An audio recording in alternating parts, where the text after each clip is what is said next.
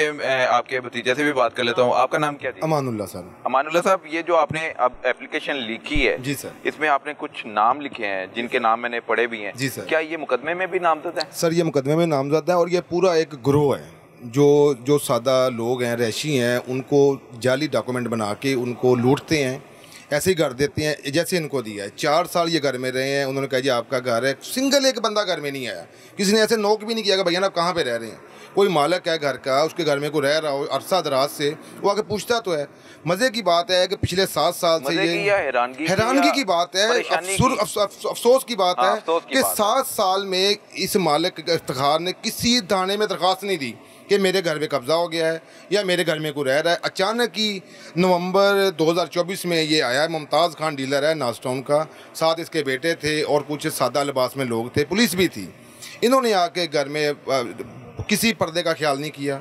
बच्चियां घर में थी, आए हैं, कमरों को आके तोड़ा है उन्होंने, तोड़ के बच्चियों को बाहर निकाला, इनसे मोबाइल छीन लिए हैं। अपनी मर्ज़ी से फिर उन्होंने कोई सामान उस वक्त फेंका, बकाया साइन करवा के इनसे रात के अंधेरे में बाकी सामान फेंका। वो काबज़ है, उसका भतीजा रह रहा है घर में। असले के तौर पर घर खाली कराना और वहाँ से जिन्होंने पैसे दिए हैं, जिन्होंने लाख रुपए भरे हैं और उनको भरे हैं जो अब मकान से निकाल रहे हैं, उनके खिलाफ फौरी मुकदमा दर्ज क्यों नहीं हुआ? सर फौरी तौर पे FIR अपना 15 पे कॉल भी की है। एक और हेल्पलाइन है 87 उस पर भी कॉल की है। उन्होंने कहा जी आप अपनी ब्रांच पे रब्ता करें, थाना ग्रीन टाउन गए। उन्होंने कहा जी आपका केस हमारी दूध में नहीं आता, आपका अदालत का केस है, अदालत में जाएं, ये करें, चक्कर लगाते रहे बहुत ज़्यादा। किसी ने हमारी बात नहीं सुनी। उन्होंने कहा जी आप जाने, उनका पुलिस साथ मुलव्वस ही। सर अभी 1 हफ़्ता हो गया है, हमने बड़ी सिफारिशें मिन्नतें करके FIR करवाई है।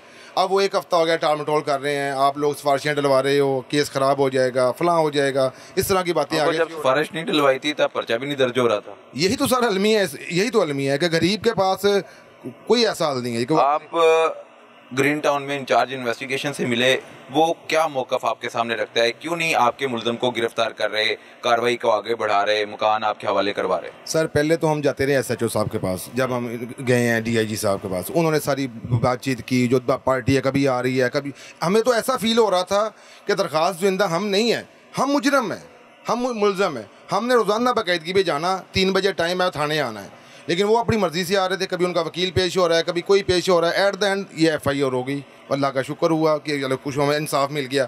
अब अगर तफ्तीशी साहब कह रहे हैं यार आप वेट करें, हम अपनी वर्किंग कर रहे हैं, हम CDR निकलवा रहे हैं, लेकिन कुछ भी नहीं हो रहा। मैंने पूछा जो CDR निकली वही दिखा दें। कहते यार आप बहुत जल्दी में हो। मैं कहा सर हम जल्दी में नहीं है, हमारे घर पे कब्ज़ा हुआ है, 8 माह से हम दर बदर जलील हो रहे हैं, जगह नहीं है। यार आप आराम से चलो, जितना फास्ट चलोगे केस ख़राब होगा आपका। हम भी कल भी मैंने कॉल की है, परसों भी कॉल की है। इन्वेस्टिगेशन के दफ्तर आए हैं, अपनी बात उनके सामने रखेंगे, मौक़िफ़ उनके सामने रखेंगे सर। तो अगर वो इंस्ट्रक्शन आगे फॉरवर्ड कर देते हैं, कन्वे कर देते हैं इंचार्ज इन्वेस्टिगेशन के इनका फौरी मसला हल किया जाए, तो आपका मसला हल हो जाएगा? सर मुझे तो नहीं लग रहा। जितना ख्वार हम हो रहे हैं, हम आए हैं अपनी अपील लेके कि अल्लाह का कोई बंदा, कोई अफसर हमारी बात सुने। कितनी बार आप आ चुके हैं DIG इन्वेस्टिगेशन ऑफिस? सर हम पहली बार इधर आए हैं। पहले हम DIG साहब के ऑफिस में गए थे इन्वेस्टिगेशन।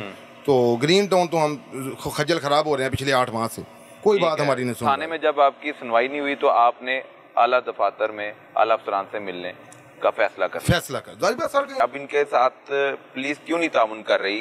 कहीं ये गलत है इसलिए पुलिस साथ नहीं खड़ा हो रही?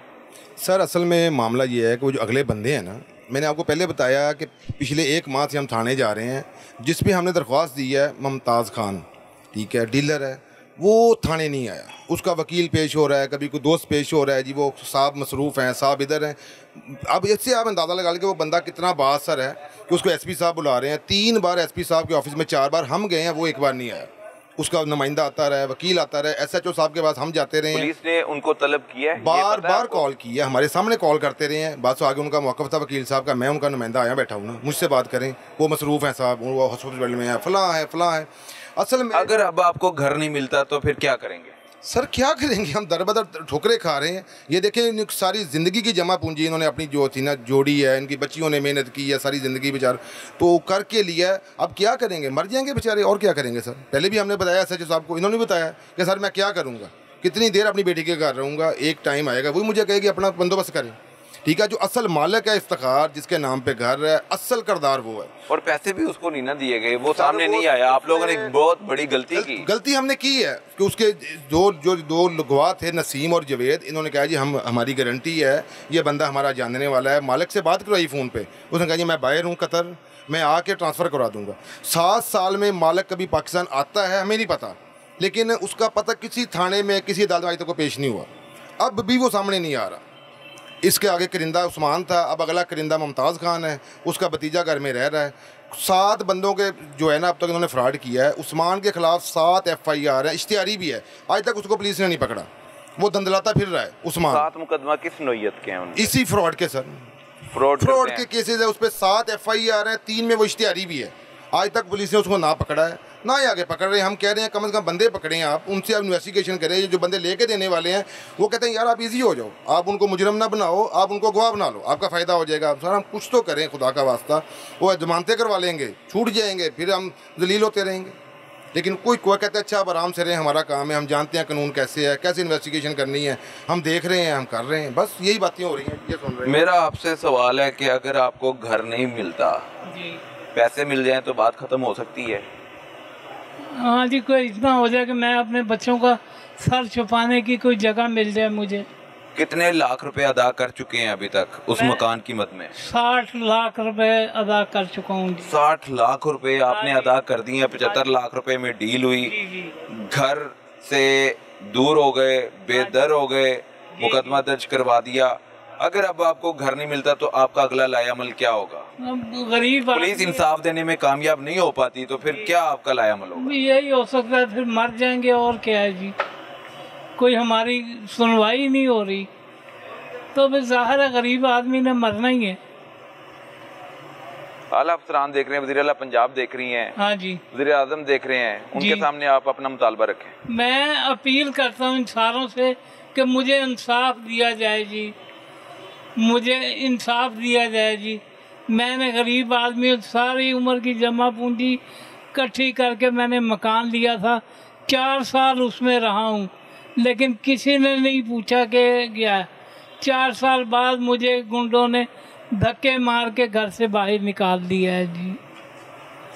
मैं मजबूर हूँ, मेरा हार्ट पेशेंट हूँ, चल भी नहीं सकता, मेरा बाईपास हुआ है। तो मैं तो सारों से अपील करता हूँ कि मुझे इंसाफ दिया जाए जी। ये मुद्दई हैं जमील अहमद और अपना घर खो बैठे हैं और इनके घर पर कोई काबिज हो चुका है इनके मुताबिक, और मुकदमा भी दर्ज कर लिया पुलिस ने। पुलिस बर वक्त कार्रवाई करते हुए मुकदमा दर्ज करती तो तमाम तर मुल्ज़मान भी पुलिस की गिरफ्त में होते और इसके पीछे हक़ाइक़ हैं वो भी सामने आ जाते। लेकिन मुकदमा दर्ज होने के बाद तफ्तीश आगे बढ़नी चाहिए थी, उस मुकदमे की तफ्तीश भी आगे ना बढ़ सकी है। इनकी तरफ से तहफ़्फ़ुज़ात जो थे वो मैंने आपके सामने रखे हैं और इनका मुतालबा ये है कि इनका घर इनको वापस दिलवाया जाए। जिस घर के लिए इन्होंने 60 लाख रुपए अदा किए, वो 60 लाख रुपए जो उनके पास हैं और घर भी उनके पास है, उनमें से एक चीज़ वापस